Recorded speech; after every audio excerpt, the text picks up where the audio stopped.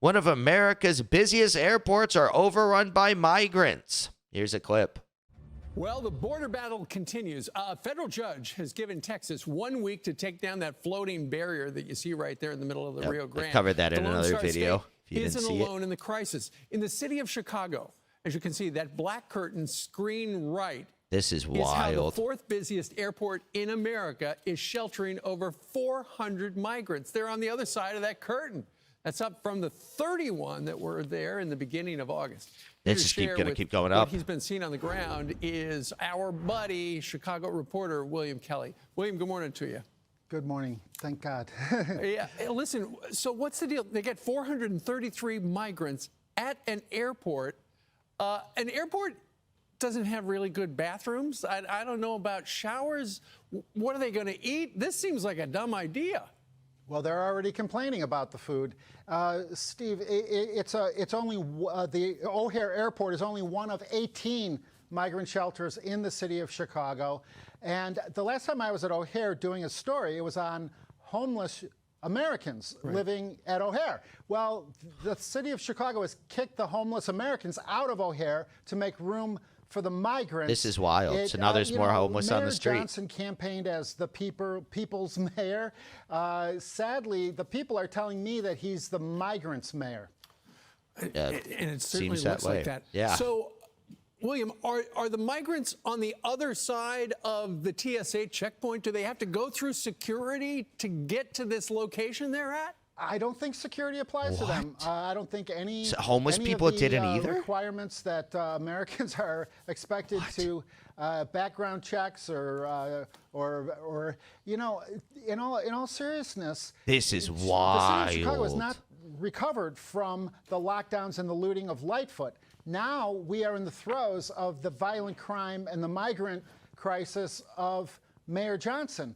This is, you know, there are millions upon millions of Why dollars do people being spent on Chicago this vote migrant this way? crisis. It's nuts. Nobody knows where the money is going, what it's being spent on. You know, there was a time where millions upon millions of dollars would, at bare minimum, need to be voted upon and somehow accounted for. But, you know, sadly, Mayor Johnson must have taken Mayor Lightfoot's course at Harvard on media relations because he won't answer my questions. Yeah, well, famously would not answer your questions. So the big question is, with all those migrants there, you know, and given the fact that today here in New York, school is starting, and you got to wonder, those 433 migrants out at the airport, I'm sure there's some children there. It's not like they're going to there's a lot. go over You can to see it in the Hudson video. News to learn school. It is horrifying on every level. One of the migrant shelters in Chicago is directly across the street from my building on Michigan Avenue. So I look out the window, and it's like a scene from Mad Max every single day. Wow. So it is a fail on every level, and sadly, the concerns of the people of Chicago are being completely brushed aside. William? Yes. Just one real quick final question. We just played a soundbite a little while ago of Mayor Adams here in New York blaming Republicans and Donald Trump for the border crisis in New York. Who in Chicago do the people of Chicago blame for this? The mayor? Well, the last Republican mayor in Chicago was about 100 years ago, Steve. I'm sure that it's all his fault. But it really, I know, right? You know, it really is a fail on every level. So many. And the city and the police are not able to babysit the migrants and arrest the violent criminals at the same time. So the people of Chicago are suffering today, Steve. And you can really tell that. William Kelly, sir, thank you very much for so wild. So they're like, what? So the migrants and homeless people don't have to go through security, but other people do. I guess they're not getting on the plane, but still, how is the city of Chicago just able to circumvent the whole policy of the TSA? They're like, okay, well, we don't care if they go through security. What if they go buy a plane ticket and just get to skip through security? That is wild. This seems like quite a loophole there. But this is insanity. This is what's turning Chicago, people from Chicago in New York, like I keep saying, over to the right.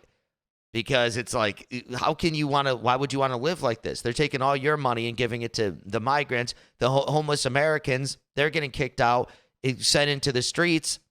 And now there's just more people on the streets, no matter how you look at it. Either the migrants are going to be there, homeless Americans are going to be there. They're all homeless, really.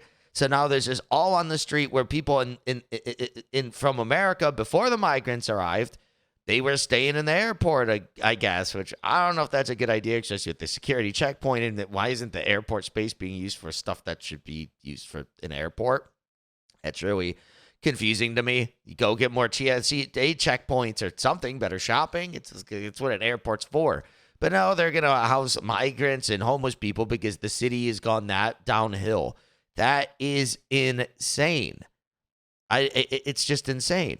This is what leftist policies get you. And then it's crazy. The people in these cities keep voting for the left. They're like, we'll get another person on the left and it'll be fine. But people on the left in general are just, this is what they're going to do. I really hope people are really waking up to this. I saw a video for, I think it's like April, of it was a black community, and they were in like the city hall meeting.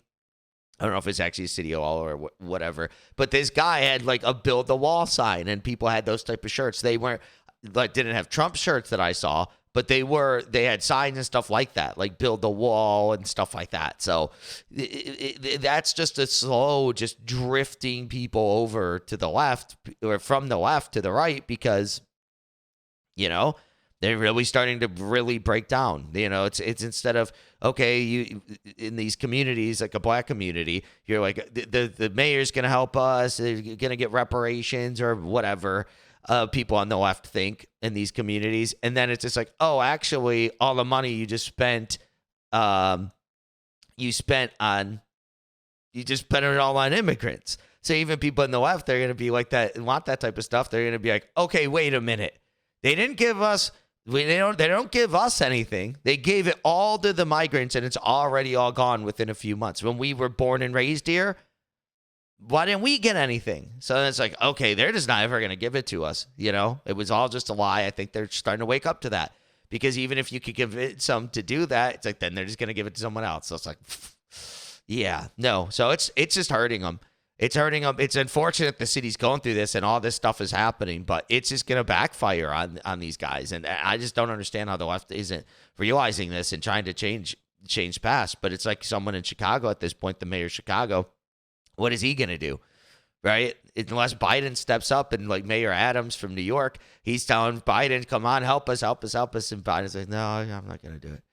So it's just like, it's going to be very, very interesting in the 2024 election. And that's why they're trying to remove Trump for the ballot, trying to get him convicted, because look at these policies. They can't win. If you like this video, be sure to subscribe for daily news updates, smash that like button, share this video with your friends, and share your thoughts on the story in the comments below. I'll catch you in the next one. Peace out.